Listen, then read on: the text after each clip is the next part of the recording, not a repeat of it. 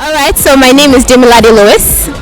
I work with the Federal Nigeria Society for the Blind, and the society is actually a not-for-profit organization. We work precisely and specifically with the blind and visually impaired. And what we do is we rehabilitate them, we advocate for them, and we have a vocational training center in Oshodi. So this is where we'll teach them vocational skills like some of these: adire making, tie and dye, beaded bag making, basket weaving, soap making, and all sorts. And the idea is just to promote inclusiveness for them and equal opportunity, because you're visually impaired doesn't negate the fact that you're a human being and that you should be allowed to work and live with dignity.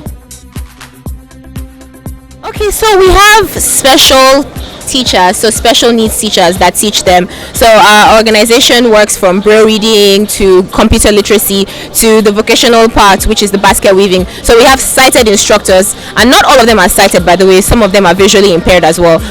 Yes, so some of them actually went through our school, and then we hired them to train the current trainees, and so they teach them the process of tie and dye making, mobility training, and just the whole idea is to give them hope and give them a means of livelihood so that when they leave the society they can be independent.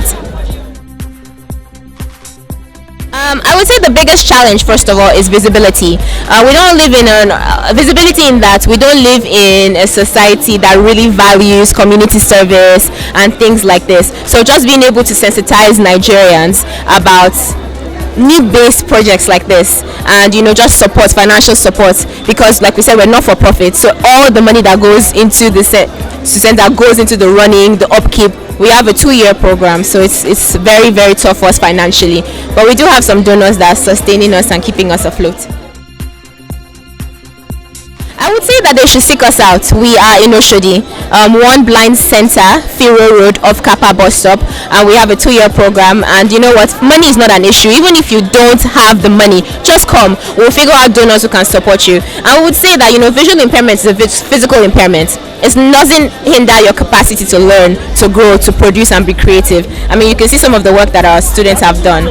So we would just say that they should keep thriving, they shouldn't give up, and they should seek out people like us, who can really help them. And sooner is better than later. Don't keep your kids locked up at home because they can't see.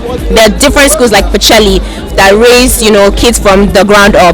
Our school is mid-level, so people that are already blind, so people my age, like 15 and above. But schools like Pacelli is from when they're young, right? So the sooner, the better. Don't be afraid. Don't feel stigmatized. Don't feel discriminated against. Take your kids and seek help.